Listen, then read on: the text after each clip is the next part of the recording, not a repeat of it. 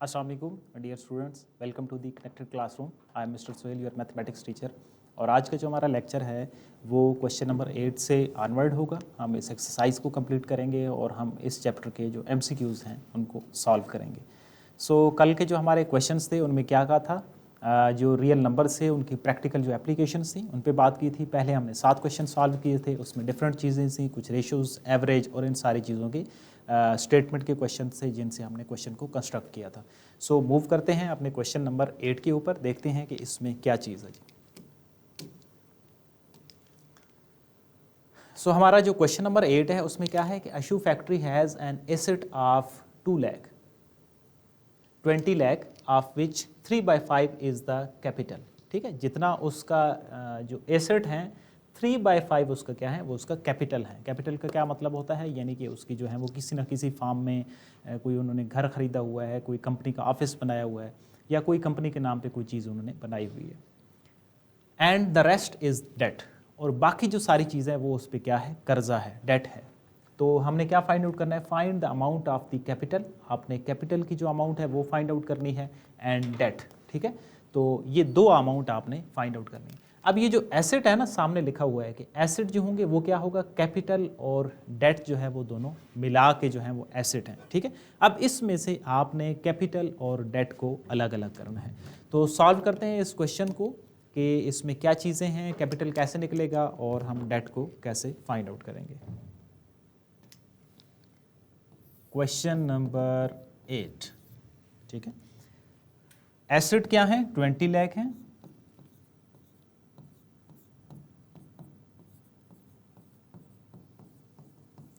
तो ये हो गए उसके asset, of which 3/5 is the capital. इस एसेट का 3/5, ऑफ का मतलब क्या होता है, मल्टीप्लीकेशन। ठीक है, अब कैपिटल क्या चीज है,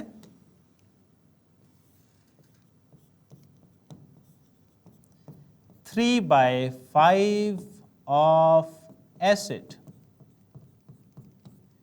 ठीक है, मैंने यहां पे इसको कंप्लीट लिखा है ताकि आपको अंडरस्टैंडिंग हो जाए। 3/5 मल्टीप्लाई एसेट। ठीक है जी, अब आपने क्या करना है, इनको सिंप्लीफाई करना है। दो तरीके हैं, या तो कैलकुलेटर से 3 मल्टीप्लाई 20 लाख करें और 5 से डिवाइड कर दें। दूसरा, अगर आपको टेबल्स वगैरह आते हैं तो 5 4s are 20 and 4 3s are 12, इनको सारों को आपस में मल्टीप्लाई कर दें। तो ये उसका क्या हो गया जी, ये उसका कैपिटल हो गया। 12 लाख उसका क्या है, कैपिटल है। एक चीज़ हमने फाइंड आउट कर ली। अब जो दूसरी चीज़ है वो हमने फाइंड आउट करना है डेट। उसने शुरू में बताया था, जो बुक के अंदर गिवन भी है, कि वो जो एसेट हैं वो कैपिटल और डेट दोनों को ऐड करने के बाद है। अब हमने अगर डेट को फाइंड आउट करना है तो मीन्स वो किसके इक्वल होगा, एसेट माइनस कैपिटल होगा। अगर आप बुक के अंदर देखें तो लिखा हुआ है asset is equal to capital plus debt.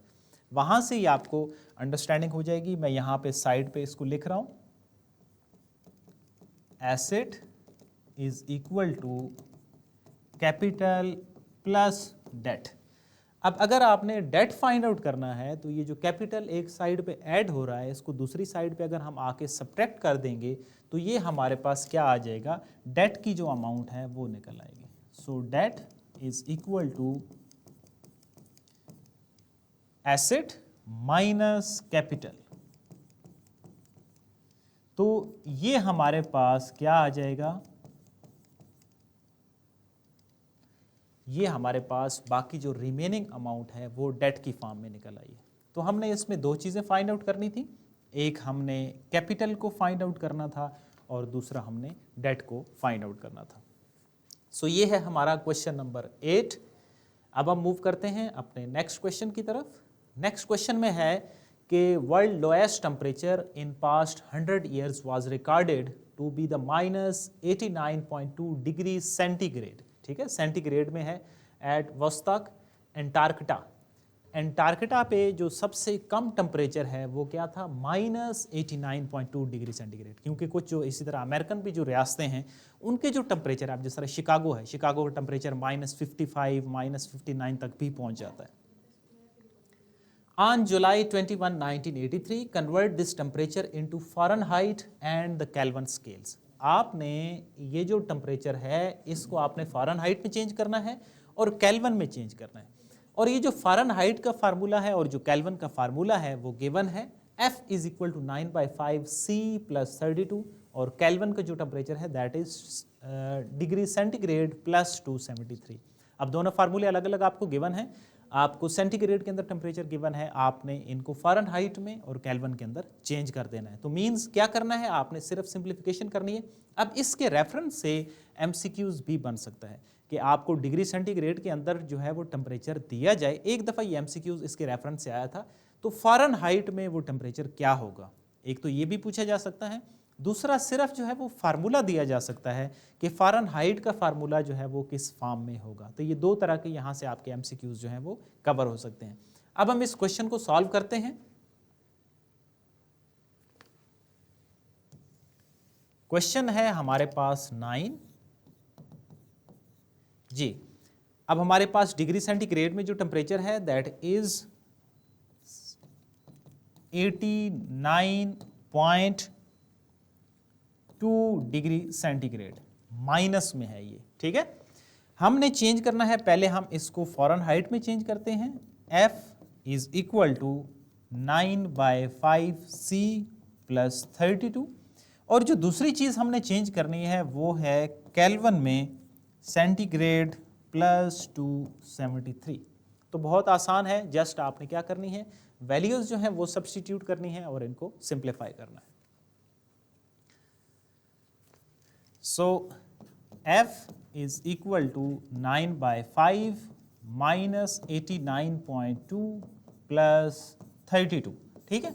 अब पॉइंट में वैल्यू है, तो पॉइंट वाली जो वैल्यू है उसको सिंप्लीफाई करना आपके लिए थोड़ा सा मुश्किल होगा। तो आप क्या करेंगे, कैलकुलेटर से इनको आपस में मल्टीप्लाई कर दें। कैसे मल्टीप्लाई करना है, यहाँ पे कई स्टूडेंट्स जो हैं वो मिस्टेक करते हैं। तो मैं जो एक स्टेप है उसको कंप्लीट लिख रहा हूँ, ये ऊपर वाली वैल्यूज़ के साथ मल्टीप्लाई होगा और जो नीचे वाली वैल्यू है उसके साथ डिवाइड होगा।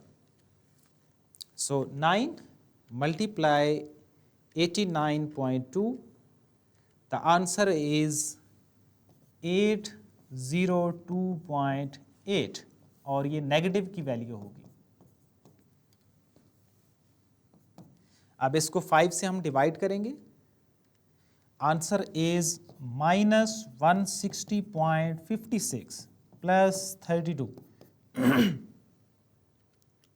अब इसमें 32 अगर हम ऐड करेंगे तो हमारे पास जो वैल्यू आएगी वो आएगी -128.56, और ये किस में चला गया है, ये अब आपका F में चला गया है, फ़ारेनहाइट के अंदर ये चेंज हो गया है। अब हम आते हैं अपने इसके जो सेकंड पार्ट था, सेकंड पार्ट की तरफ, कि आपने किस में चेंज करना है, केल्विन में चेंज करना है। So K is equal to -89.2 plus 273। तो जस्ट आपने क्या करना है, वो वैल्यू को सब्स्टिट्यूट करना है और उनको सब्ट्रैक्ट कर देना है। सो 273 माइनस 89.2, द आंसर इज 183.8, और ये भी किस में चेंज हो गया, ये भी आपके पास केल्विन के अंदर कन्वर्ट हो गया, ठीक है। तो इसको हम किस रेफरेंस में देखते हैं, इसको हम शार्ट क्वेश्चन के रेफरेंस में भी इस क्वेश्चन को देख रहे हैं और एज एमसीक्यूज भी इस क्वेश्चन को हम देख रहे हैं। सो आते हैं अपने जो लास्ट क्वेश्चन है उसकी तरफ, उसमें देखते हैं कि उसमें क्या चीज़ है। A company was penalised by the government, उसको जो है वो कुछ जुर्माना वगैरह किया गया है कंपनी को, bye the government act for low quality production, उनकी जो क्वालिटी थी वो लो थी, उस वजह से उनको कोई पेनल्टी डाली गई है। If the company has 3 share holders, 3 उसके शेयर होल्डर्स से कौन कौन थे जी, फ़रा थी, मरियम थी और तहरीम थी, और उनकी जो इन्वेस्टिंग रेशो है वो है 1:2:3, इस रेशो से उन्होंने इन्वेस्ट किया हुआ है। And the amount of penalty is this one, ठीक है, 456,868.97। Find the amount of penalty paid by each of the 3 share holders. अब जाहिर सी बात है, जिस हिसाब से जो शेयर होल्डर्स हैं उनकी अमाउंट है जिस हिसाब से उन्होंने शेयर दिया हुआ है, मतलब किसी ने 20% दिया हुआ है, किसी ने 60% दिया हुआ है, उसी हिसाब से जो पेनल्टी भी पड़ेगी वो भी हर एक की अलग अलग होगी और सबको जो है वो डिवाइड हो जाएगी उनकी रेशो के पर्सपेक्टिव से। सो अब हम इस क्वेश्चन को सॉल्व करते हैं कि ये जो पेनल्टी की अमाउंट है ये हर एक को कितनी पड़ेगी, और ये हमारा क्या होगा, ये हमारा इसका लास्ट क्वेश्चन है। तो सबसे पहले हम बात करते हैं पेनल्टी की कि वो टोटल कितनी है, पेनल्टी अमाउंट कितनी है।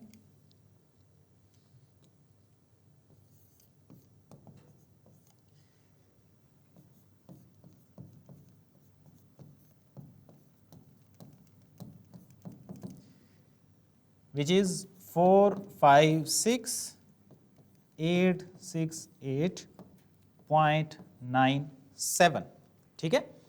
अब इसकी अब बात करते हैं, हम रेशो की बात करते हैं, ठीक है, कि रेशो ऑफ शेयर क्या है।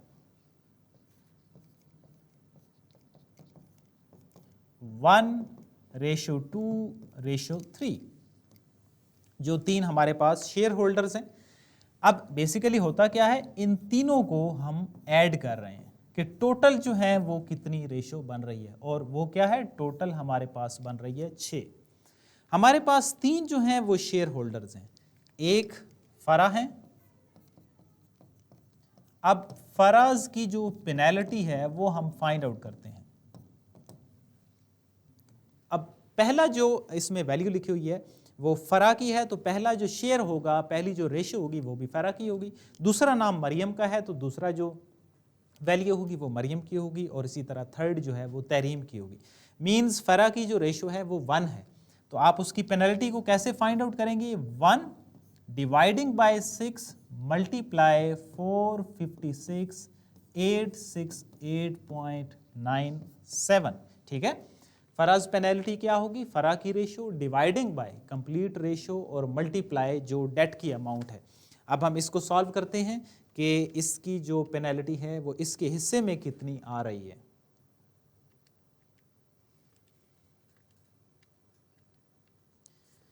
जो इसका फरा की पेनल्टी बन रही है वो बन रही है 76144.8। आप ये जो आंसर है दैट इज 0.828, तो हमने उसको राउंड में कर दिया है, तो एक डिजिट इंक्रीज हो जाएगा। ये हमारे पास फरा की जो पेनल्टी है वो बन गई है। अब हम आते हैं जो सेकंड पर्सन था और वो है मरियम। तो मरियम की पेनल्टी देखते हैं।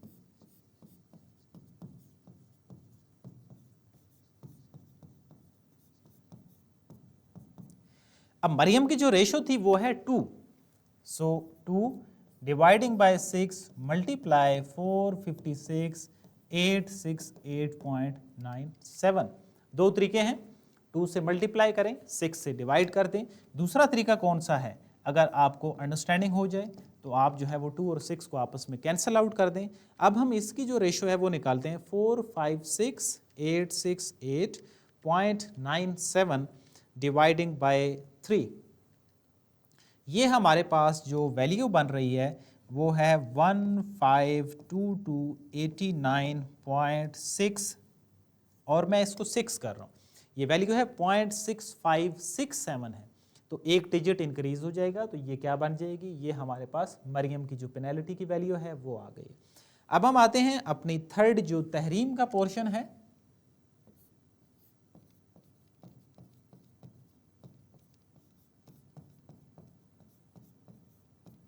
तहरीम की जो रेशो है वो 3 है, सो 3 डिवाइडिंग बाय 6 मल्टीप्लाई 456,868.97। अब ये जो एक पार्ट है, जो कैलकुलेशन है, वो आपने खुद से फाइंड आउट करनी है कि जो तहरीम की पेनल्टी है वो कितनी बन रही है। तो इस तरह इन तीनों की जो पेनल्टीज होंगी वो हमारे पास फाइंड आउट हो जाएंगी। दो तरीके हैं, सिंप्लीफाई करके भी आप निकाल सकते हैं, 3 का टेबल दोनों पे जाता है, और दूसरा तरीका कौन सा है कि 3 से मल्टीप्लाई कर दें कैलकुलेटर से और फिर 6 से डिवाइड कर दें। सो ये आपने खुद सॉल्व करना है। अब इसके बाद अगर आपको जज करना हो, चेक करना हो कि क्या जो आपके पास ये तीनों रेशोज़ हैं जो निकली हैं वो क्या ट्रू हैं या नहीं, तो आप क्या करेंगे, जो तीनों की वैल्यूज़ निकली हैं आप तीनों को ऐड करें। अगर तीनों की एडिंग अमाउंट जो है वो अगर इसके इक्वल आ गई तो मीन्स आपने जो तीनों वैल्यूज़ निकाली हैं वो ठीक हैं। अगर उनमें से काफ़ी सारा गैप आता है तो मीन्स आपने जो कैलकुलेशंस की हैं वो कहीं ना कहीं उनमें गलती है जी। सो ये थे हमारे क्वेश्चंस, इसके 10 पार्ट थे वो हमने सॉल्व किए हैं। अब हम आते हैं अपना जो MCQs का पोर्शन है उसकी तरफ, और उनको सॉल्व करेंगे, साथ साथ अंडरस्टैंड करेंगे कि ये MCQs जो हैं वो किस रेफरेंस से आए हुए हैं, और मज़ीद देखेंगे कि आप किस तरह के जो MCQs हैं वो आ सकते हैं। आपका पेज नंबर है 24 पेज ओपन कर लें। हम यहाँ पे भी ओपन करते हैं, देखते हैं कि हर MCQs को हम किस रेफरेंस से सॉल्व कर सकते हैं। तो इससे आपका जो आपने चैप्टर पढ़ा है उसका एक रिकॉल भी हो जाएगा, ठीक है, कि आपने जो प्रॉपर्टीज़ पढ़ी हैं, जो सोल्यूशन आप उसको कैसे सॉल्व करेंगे। सो पहला MCQs है, आपके पास जो लिखा हुआ है वो है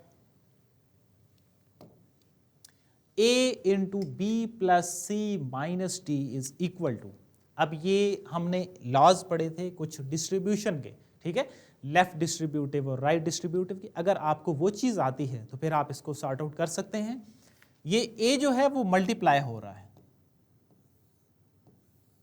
तो ये बनेगा AB plus AC minus AD, means हमारा जो B ऑप्शन है वो हमारा करेक्ट ऑप्शन है। और एग्जाम के अंदर जो आप फिल करते हैं वो इसी तरीके से ही फिल करते हैं कि आप कंप्लीट उसको क्या कर देते हैं, डार्क कर देते हैं। हम इस पे जो है वो जब हमने क्लासेस स्टार्ट की थी तो पहली जो क्लास थी उसमें हमने पेपर पैटर्न के ऊपर बातचीत की थी।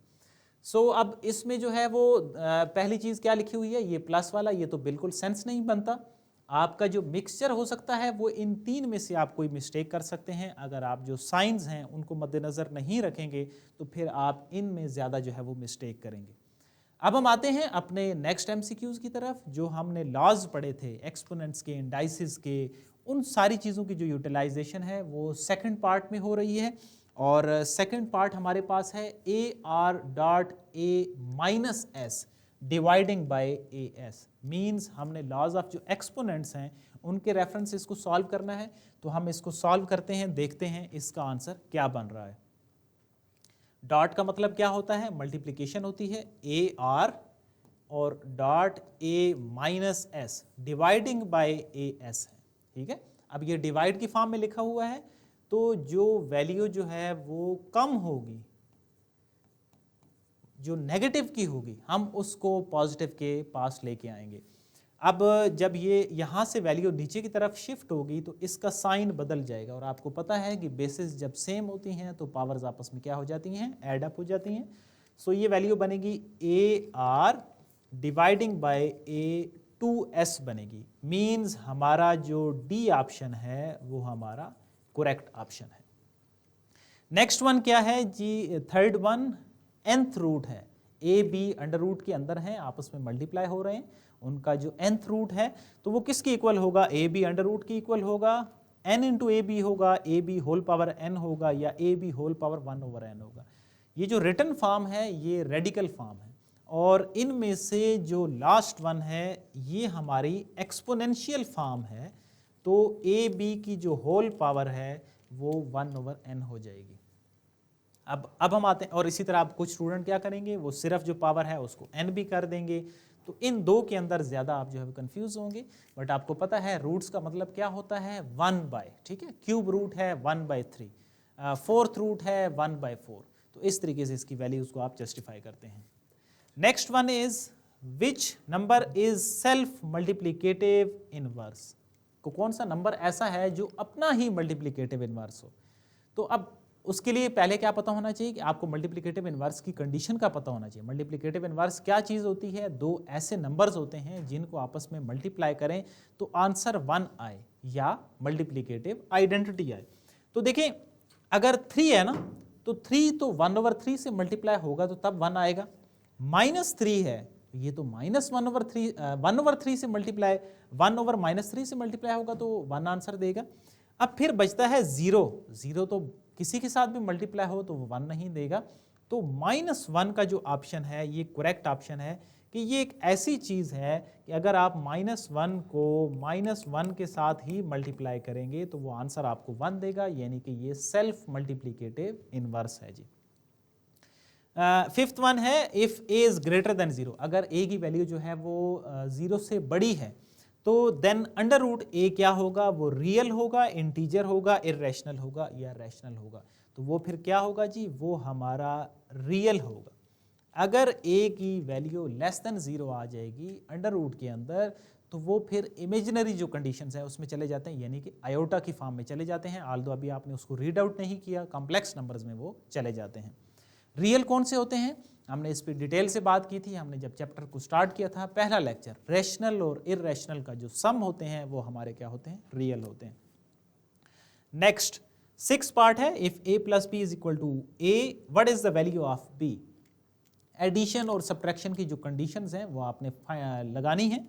आपने b की वैल्यू को फाइंड आउट करना है, तो मींस इस a को दूसरी साइड पे लेके जाना पड़ेगा। अब देखें b इज इक्वल टू होगा a minus a, so means b जो है वो 0 के इक्वल हो जाएगा। d is the right option. जब दो एक जैसे डिवाइड होते हैं तो 1 आंसर बनता है, जब दो एक जैसे आपस में ऐड सब्ट्रैक्ट होते हैं तो 0 आंसर बनता है। इसमें ज़्यादातर स्टूडेंट जो हैं जब डिवाइड होता है तो उसको भी 0 कर देते हैं, लेकिन वो 5 डिवाइडिंग बाय 5 आंसर 1 आएगा। नेक्स्ट है, if a dot b is equal to 1, what is the value of b। अब इसमें एडिशन की जो कंडीशन है वो हमने फाइंड आउट की थी, यानी कि a है एक साइड पे ऐड हो रहा है, दूसरी साइड पे सब्ट्रैक्ट हो जाएगा। इसी के रेफरेंस से 7 है कि अगर a और b आपस में डॉट हैं, यानी कि मल्टीप्लाई हो रहे हैं, तो what is the value of b।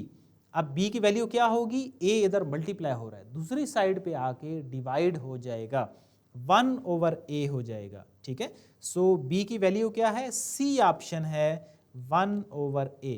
इस MCQs को कैसे चेंज किया जा सकता है, जस्ट यहाँ पे लिख दें what is the value of a। अगर what is the value of a कर देंगे तो हमारा फिर ये जो b वाला ऑप्शन होगा ये करेक्ट हो जाएगा। तो ये कि MCQs में आपके दो तरह के जो क्वेश्चन हैं वो बन सकते हैं। सो ये थे पहले 7 हमारे MCQs। अब हम आते हैं अपने नेक्स्ट जो 8 MCQs पे है। According to the reflexive property y square minus 17 is equal to. अब रिफ्लेक्सिव जो प्रॉपर्टी है अगर उसका आपको आइडिया है तो फिर आप इसको बता सकते हैं कि रिफ्लेक्सिव में दोनों जो एक जैसी चीज़ें होती हैं वो एक दूसरे की इक्वल होती हैं। a इज इक्वल टू ए। अब a इज इक्वल टू ए का मतलब ये हरगिज़ नहीं है कि वो एक ही वैल्यू होगी, वो कोई एक डिजिट होगा। मीन्स जो कंप्लीट वैल्यू होगी y स्क्वायर माइनस 17 है, तो ये जो y स्क्वायर माइनस 17 होगा ये y स्क्वायर माइनस 17 के ही इक्वल होगा। तो ये हमारे पास क्या हो गया, रिफ्लेक्सिव प्रॉपर्टी हो गई। अब हम आते हैं अपने 9 पार्ट पे, if a dot b is equal to what is the value of b। इसके रेफरेंस से पहले भी हम एक दो MCQs बना चुके हैं कि अगर a डॉट बी a की इक्वल है, what is the value of b। तो b का मतलब क्या है कि अगर आपने b की वैल्यू निकालनी है तो a को दूसरी साइड पे लेके जाना है। अब देखिए वहां पे मैंने इसको समझाया भी था। अब यहाँ पे आंसर जो है वो 1 बनेगा। ठीक है, जब a और a दूसरी साइड पे डिवाइड हो जाएंगे तो आपस में कैंसल आउट हो जाएंगे, तो पीछे हमारे पास 1 आंसर रहेगा। सो ये था हमारा 9 MCQs। अब हम आते हैं अपने 10th MCQs पे। If a dot b is equal to 1, what is b called.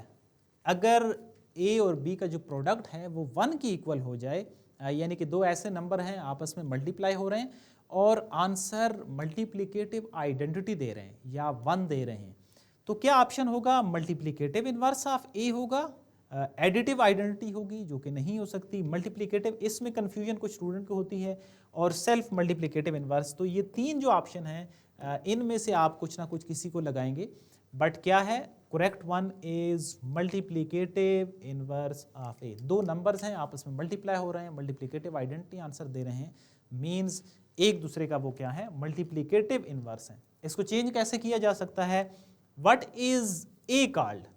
तो ए क्या होगा, ए भी बी का मल्टीप्लिकेटिव इनवर्स ही होगा, यानी कि जिस तरह आप 3 है और 1/3 है तो 3 का मल्टीप्लिकेटिव इनवर्स 1/3 और 1/3 का जो मल्टीप्लिकेटिव इनवर्स होगा वो 3 के इक्वल होगा।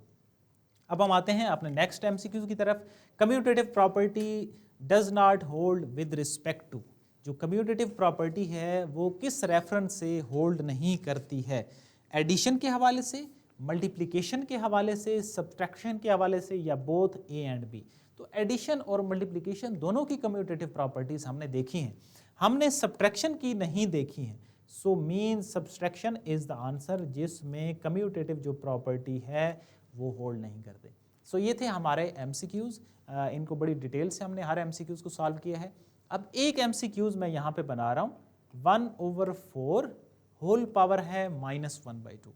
ये 25 का जो एग्ज़ाम था उसमें आया हुआ था कि इसके जो ऑप्शन हैं वो क्या होंगे। ऑप्शन ए √2 या 2 होगा, या 1/2 होगा, या -1/2 होगा। इसका जो करेक्ट ऑप्शन है वो आपने यूट्यूब का जो कमेंट सेक्शन है उसमें देना है कि ए, बी, सी या डी कौन सा करेक्ट ऑप्शन है। सो ये थे हमारे डिटेल में सारे MCQs। एक MCQs हमने खुद से यहाँ पे बनाए, इसका आंसर आप खुद करेंगे। और see you in the next class with next chapter. Till then, अल्लाह हाफिज़।